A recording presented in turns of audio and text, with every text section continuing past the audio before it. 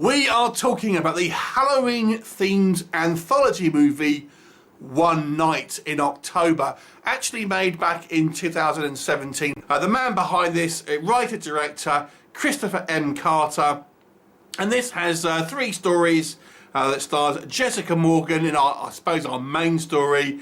You've also got Katie Norman, Rebecca Netherton as well, as a few other kind of like unknown actors basically. So three stories. I suppose one kind of difference with this movie is that rather than a lot of anthologies kind of play one story, then they finish, the next one starts. This one they're actually edited, so it almost plays like these three kind of completely separate stories that just happen to be playing at kind of the same time. So we'll have a few scenes with one story, then we'll have a few scenes with the other one, for example. So you're going to feel like these things are kind of happening sort of concurrently. I have seen a couple of other anthologies do that before, and I actually think it almost feels like you're watching more of a cohesive movie rather than an anthology. Also, because this is only three stories, there is a little bit more time involved with each all three movies. Well, one of them gets a little bit of the shaft, but generally more kind of time than a lot of these anthologies that tend to have 5 or 6 stories, and you're only going to get a very short runtime on some of them. So we do get some kind of characterization, which is always my kind of bugbear with anthologies, because therefore you can never really get to know the characters that well. So let's talk about the three stories individually. I suppose our main one is about this kind of young, kind of wallflower sort of woman, and she is our main character, I suppose. And she has moved to these kind of suburban town somewhere in America, and she seems like quite a demure sort of woman, not particularly kind of like an outgoing person. And she starts talking to a local neighbour, and he's kind of like admiring her Halloween display, etc. But what he's actually doing is scoping her out to try and come back and rob her with his kind of two friends later on, because she looks like an easy target. So these three kind of burglars turn up and tie her up and threaten her and everything, with no actual they're not actually intending to hurt her, they're just going to want to scare her. However, the twist here really, and it's not really a twist, it's kind of fairly early on, is that this girl has a kind of split personality, and the other personality is actually a serial killer, and she obviously turns the tables on her captors. So what do I think about this story? What works for this one? I've got to say I like the casting here of our antagonist, this kind of young girl. I feel she's very well cast in the fact that she looks very much like a wallflower character. She's not too kind of like vampy or like a seductress or anything like that. She just looks like a very kind of normal person who is you're just going to see and kind of maybe not pay too much attention to, so to speak. So she kind of does look like the sort of person you can imagine maybe people would target, because she's quite slim and maybe a little bit kind of like bookish, if that makes sense. So I like the casting.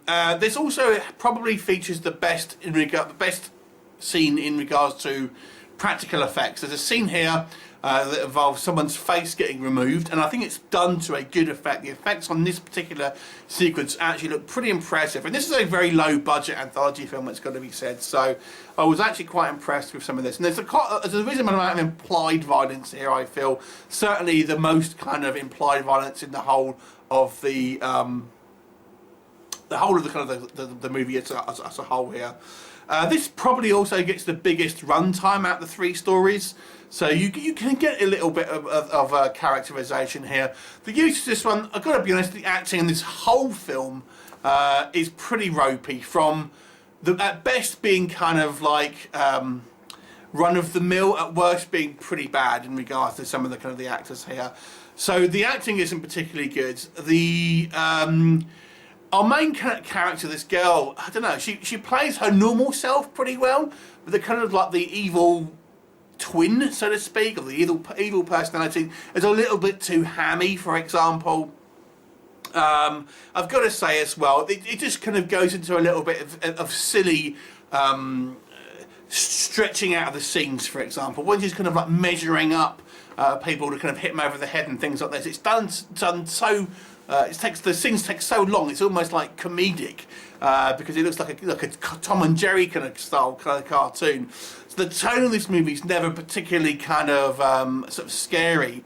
Like I said, it's probably the most gory, and it makes the most sense to in a lot of ways. So I feel this is probably the strongest out of the three of them, although I'd say it's probably average at best. The next one is kind of more of your typical sort of slasher fare. We have four friends who want to go out into a cornfield, and just for some reason, shits and giggles basically, and their car gets kind of doesn't start, and so they have to try and kind of go back into the farmhouse, where there's kind of like a quite unfriendly farmer there who kind of wants them off her land, but there's a killer scarecrow lurking in the corn there.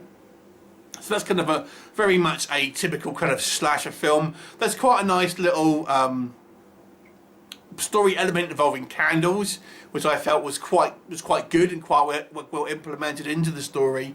But there's nothing really to kind of like make this movie stand out. The short stuff stand out. Again, the acting is kind of subpar. It doesn't really do anything new other than it's just a kind of a slasher kind of running around, and even the kind of the kills on this one aren't particularly good. It's just kind of like a lot of it's kind of off screen. You'll see, you know, a hand come down with a weapon, and that's kind of maybe a little bit of blood splurting up, but fairly uninspired, but I guess passable.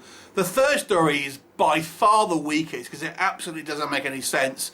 And this has this kind of romantic story where there's this a guy and a girl, and they basically seemingly can only spend a very short amount of time with each other, and I've got to say, it is cringy. The acting here is cringe-worthy, and it's the vast majority of this movie, this short film, is spent on these two kind of like star-crossed lovers, so to speak, and there's zero chemistry. It is just cringe-inducing, and then randomly she turns into a demon, and this doesn't make any sense at all. There's a random guy walking around in a skull mask, and it's just like, what the hell's going on? This movie has absolutely no sense whatsoever.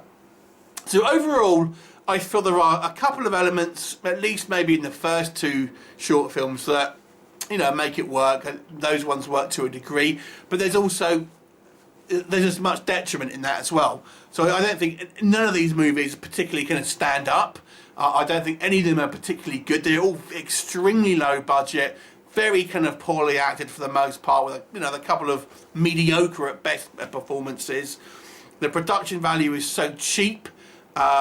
It's some of the kind of because there's only three. On one hand, that kind of gives you a little bit of time to kind of get to know the characters, but at the same time, I've got to say this movie feels like they're kind of stretching out scenes to unnecessary lengths, which is weird when you have a kind of movie consisting of three short films. So you shouldn't really, every minute should be really accounted for in these ones, but you still feel there's a lot of filler. In this one, I've got to say, I'm not the biggest Anthology fan, I will admit that, but this one, even for me, was pretty under par, if I'm honest. So I'm going to give this one a 3 out of 10. I really didn't think there was much here to kind of recommend. At best, it's kind of like has some average bits in it, and at worst, it's a complete car wreck. So I'm going to give it a 3 out of 10. Not worth your viewing time, I would say. Have you seen it? What did you think of it? Leave me a comment, and I'll look forward to seeing you next time. Bye for now.